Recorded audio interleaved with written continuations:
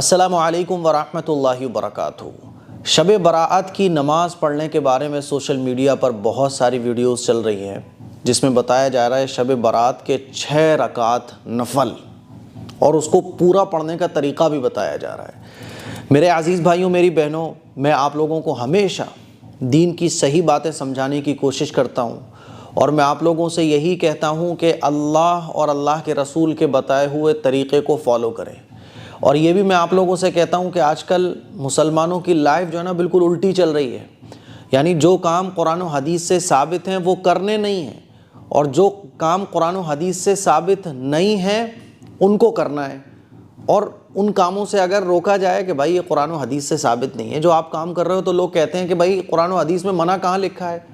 عجیب، ہم لوگوں کی لائف الٹی چل رہی ہے، یعنی جو قرآن و حدیث سے ثابت شدہ کام ہے، جو عبادتیں فرض ہیں ہمارے اوپر، جو چیزیں اللہ کے نبی صلی اللہ علیہ وسلم نے بیان فرمائی ہیں، جو بالکل ثابت ہیں وہ کرنا نہیں ہے، اور جو ثابت نہیں ہیں ان کو کریں گے۔ اور اگر کوئی روکے، کوئی بتائے کہ بھئی یہ قرآن و حدیث سے ثابت نہیں ہے، تو کہتے ہیں کہ منع کہاں لکھا ہے۔ یعنی جو کام کرنے کے لیے حضور نے فرمایا وہ کریں گے نہیں، اور جو کرنے کو نہیں فرمایا ان کو کریں گے، اور کوئی روکے تو کہیں گے منع کہاں لکھا ہے۔ میرے عزیز بھائیوں، میری بہنوں، یہی شیطانی دھوکہ ہے، یہی بدعت کی اور صراط مستقیم سے ہٹے ہوئے راستے کی خوبصورتی ہے کہ شیطان ہمیں گمراہ کرنے کے لیے جو کام قرآن و حدیث سے، حضور سے، صحابہ سے، بزرگان دین سے ثابت نہیں ہے ان کو خوبصورت بنا کے ہمارے سامنے رکھتا ہے۔ اسی لیے آپ نے دیکھا ہوگا کہ لوگ ان کاموں کی طرف خوب توجہ کرتے ہیں، اور جو کام حضور علیہ الصلوۃ والسلام سے ثابت ہیں، جن کو سنت کہا جاتا ہے، جن کو واجب کہا جاتا ہے، جن کو صحابہ نے کیا ہے، ان کاموں کو کرنے کی ہماری کوئی فکر اور کوئی توجہ نہیں ہوتی ہے۔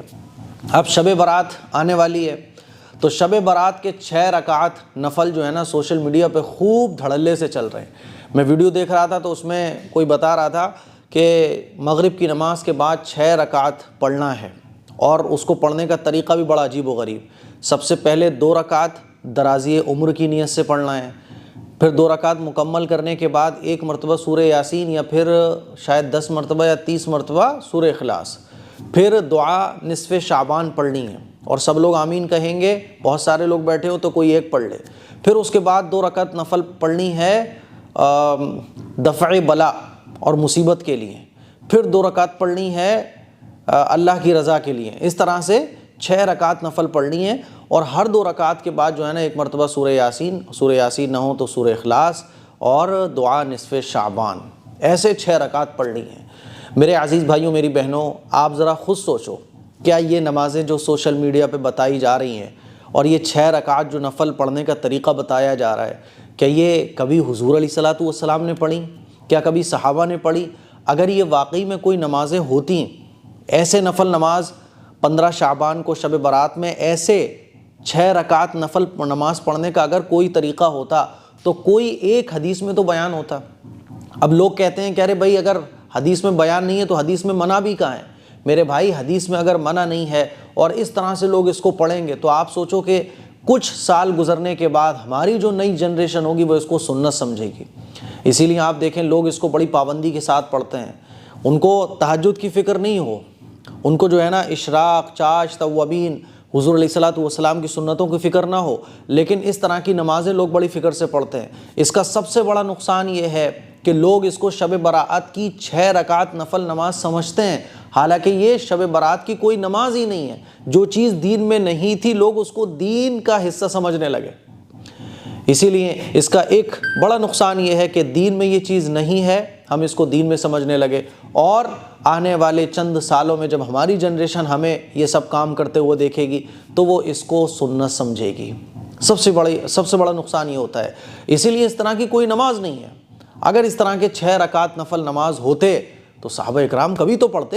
ارے بھائی، صحابہ اکرام کے زمانے میں 1,24,000 تقریباً صحابہ اکرام، ان کی لائف میں کتنی مرتبہ شب برات آئی ہوگی، ان کی زندگی میں کتنی مرتبہ یہ 15 شعبان کی رات آئی ہوگی۔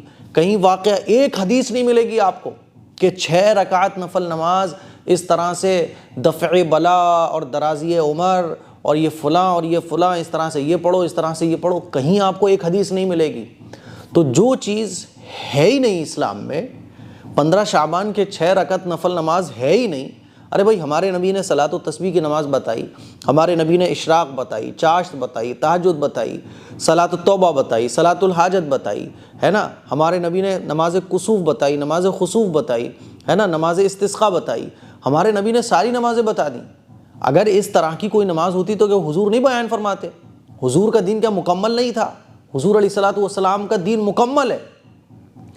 تو اگر اس طرح کی کوئی نماز ہوتی تو حضور بتاتے کہ نہیں بتاتے؟ اسی لیے آپ اس کو شب برات کی نماز مت سمجھو۔ دیکھو سارا معاملہ دین جو ہے نا وہ سمجھنے کا ہے۔ ایک چیز نفل ہے، اس کو آپ نفل سمجھو گے دین ہے، نفل کو آپ اگر فرض سمجھو گے تو یہ بدعت ہے۔ صرف آپ کے سمجھنے سے وہ چیز دین بھی ہے اور آپ کے غلط سمجھنے سے وہ چیز بدعت بھی ہے۔ اسی لیے میں آپ لوگوں سے بار بار کہتا ہوں کہ اس طرح کی کوئی نماز شب برات کی نہیں ہے، کیونکہ آپ کے سمجھنے سے آپ مان لو یہ سمجھ رہے ہو کہ شب برات کی یہ خاص نماز ہے 6 رکعت، آپ اگر یہ سمجھ رہے ہو کہ یہ شب برات کی خاص نماز ہے، اس کو پڑھنا چاہیے، تو یہ بدعت بن گئی۔ اسی لیے نارمل نفل نماز، نارمل عبادت، جو بھی عبادت کے کام ہے وہ آپ کیجئے۔ خاص نمازیں، خاص عبادت کے کام صحابہ سے، بزرگان دین سے ثابت ہی نہیں ہے اس رات کے۔ اسی لیے خدا کے واسطے غلط چیزوں سے بچو۔ دیکھو میں بھی آپ کو بہت اسی طرح کے 8 10 20 رکعت نفل نماز بتا سکتا ہوں، بہت زبردست طریقے سے، ایک دم تڑکا لگا کے بتا سکتا ہوں، ہے نا، اور میرے سے کوئی بولے گا میں بھی کہہ سکتا ہوں حدیث میں منع کہاں لکھا ہے، لیکن میرے بھائی مجھے اللہ کو منہ دکھانا ہے، اسی لیے صراط مستقیم پر آئیے، صحیح راستے کو چوز کیجئے، غلط راستوں سے بچیے۔ جتنا شریعت نے بتایا ہے اس کو اسی لیول پر رکھ کر اس کو اتنا ہی مان لینا، اسی کا نام دین ہے۔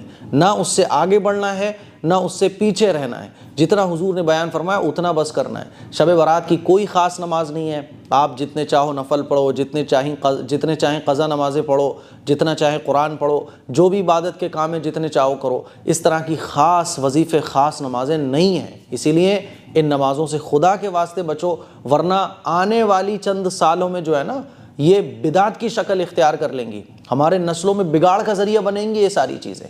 میری ان باتوں کو دھیان سے سن کر مجھے امید ہے آپ سمجھ گئے ہوں گے، اس کو شیئر بھی کریں۔ السلام علیکم ورحمۃ اللہ وبرکاتہ۔